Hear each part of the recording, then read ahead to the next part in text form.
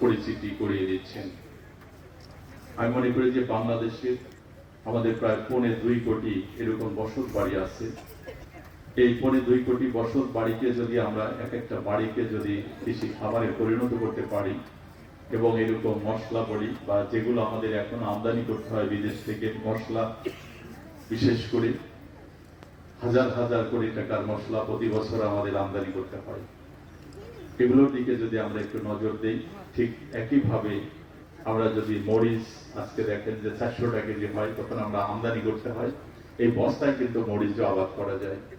সেই প্রোগ্রামগুলো আমরা সামনে নিয়ে আসছি এবং আমাদের ভার্মি কম্পোস্ট বলি, ট্রাইকো কম্পোস্ট বলি অথবা খামারজাত সার বলি, এগুলো প্রত্যেকটা বসত বাড়িতে কিন্তু করা যায়। এইভাবে যদি আমরা প্রত্যেকটা বসত বাড়িকে কৃষি ভিত্তিক খামারে যদি আমরা পরিণত করতে পারি, আমি মনে করি যে আমাদের 18 কোটি মানুষের খাদ্যের যোগানের পাশাপাশি আমাদের মাটি, পানি, বাতাস এর স্বাস্থ্য ভালো থাকবে, আমরা সবাই তখন ভালো থাকবো। এজন্য আমি মনে করি যে এই গ্রাম একটা প্রসেস করে কিভাবে বিদেশে রপ্তানি করা যায় আমাদের আম, কাঁঠাল এবং আনারস। কিছুদিন আগে আমাদের মাননীয় প্রধানমন্ত্রী মালয়েশিয়া সফর করেছেন, সেখানে আমাদের কৃষি বিষয় করেছে, বিভিন্ন পণ্য রপ্তানি বিষয়ে সেখানে আমাদের কথা হয়েছে এবং সেখানেও আমাদের এই আনারস যাবে। এবার আমাদের বিভিন্ন দেশে আম গিয়েছে, আমাদের চায়না আমাদের কাঁঠাল রপ্তানি হচ্ছে, অনেকগুলো সুখের খবর, সুখবর আছে এবং সেইগুলাকে তার মাধ্যমে বাস্তবায়িত হবে। এই আপনারা সামনে বসে আছেন, আপনাদের মাধ্যমে বাস্তবায়িত হবে। বর্তমান সরকার কৃষি বান্ধব সরকার, আপনি আগেই বলেছি, বর্তমান মাননীয় প্রধানমন্ত্রী কৃষক বান্ধব একজন প্রধানমন্ত্রী। আপনাদের ভালোর জন্য, আপনাদের মঙ্গলের জন্য বাংলাদেশের কৃষি স্বয়ংসম্পূর্ণ একটি দেশে রূপান্তর করার জন্য তিনি নিরলস চেষ্টা করে যাচ্ছেন। আমরা যারা সরকারি কর্মকর্তা আছি, আমাদের দায়িত্ব হচ্ছে সরকার যে পলিসিগুলো নেবেন সেই পলিসিগুলোকে একেবারে সুনির্দিষ্টভাবে এবং ত্রুটিহীনভাবে সেটা বাস্তবায়ন করা, এবং সেই বাস্তবায়নে কারিগর হচ্ছেন আপনারা যারা সামনে বসে আছেন, আমার কৃষক কিষানী ভাই বোনেরা। আমি আর আমাদের বক্তব্য বাড়াবো না। আজকে আমাদের আরো কয়েকটি প্রোগ্রাম রয়েছে আপনাদের বিভাগীয় পর্যায়ে এবং জেলা পর্যায়ে। আমরা সেখান থেকেও আপনাদের বিভিন্ন সমস্যার কথা শুনবো, সেগুলো সমাধানের চেষ্টা করব এবং আগামী দিনে আবার কোনো সফলতা নিয়ে আপনাদের এখানে আসবো, সেই আশাবাদ ব্যক্ত করে আপনাদের সকলের মঙ্গল কামনা করে আমি আমার বক্তব্য শেষ করছি। ধন্যবাদ সবাইকে। আর এরপরে স্যার আমাদের টিএসপি এমওপি খুবই স্বল্প পরিমাণে আমরা এটা দিচ্ছি স্যার। 18 থেকে 20 মণ হয়েছে স্যার। রেকর্ডগুলো তো আছে। জি স্যার। সাইনবোর্ড লাগিয়েছে নাকি? হ্যাঁ? মানে আপনার হিসেবে লাগিয়ে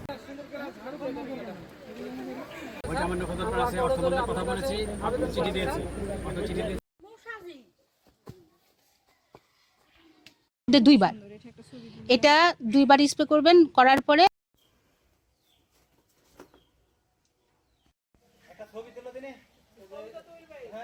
ভাবে চিনি মিশিয়েও যদি মেশাই সবই বের হবে। এইগুলা থেকে আমরা কি করতে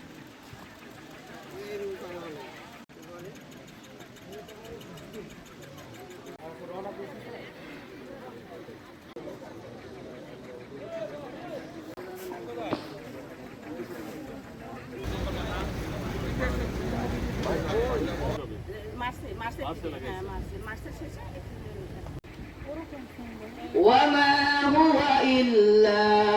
কোন দেশ উন্নতি করতে হলে তার প্রধান হচ্ছে কৃষি। সবার উপস্থিতি অনুষ্ঠানের আমরা একেবারে শেষ পর্যায়ে চলে এসেছি। স্যাররা অনেক অনেক আপনাদেরকে সহযোগিতা করতে পারবে। কৃষিবিদ মোহাম্মদ আব্দুর রহিম স্যার, মান্যবর মহাপরিচালক, কাজটা করিয়ে নেই তো স্যারকে তো আমার ধন্যবাদ। সবাইকে বলছি আপনারা ধৈর্যের সাথে হবে। আমি এখন বলবো যে খামারি আসলে আমাদের এই পক্ষ থেকে আমি ধন্যবাদ জ্ঞাপন করছি আমাদের প্রধানমন্ত্রী। আমার কাছে এই ডাটা আছে, তথ্য আছে। কিন্তু এই ভেন্ডিতে সর্বোচ্চ পরিমাণ কীটনাশক আপনি ব্যবহার করেন। একটা কীটনাশক ব্যবহারে বাংলাদেশে এভারেজে 8 দিন হচ্ছে তার রেসিডুয়াল ইফেক্ট থেকে যায়। এখন আপনি ভেন্ডিতে আজকে যে ফুল আসছে আপনি দিলেন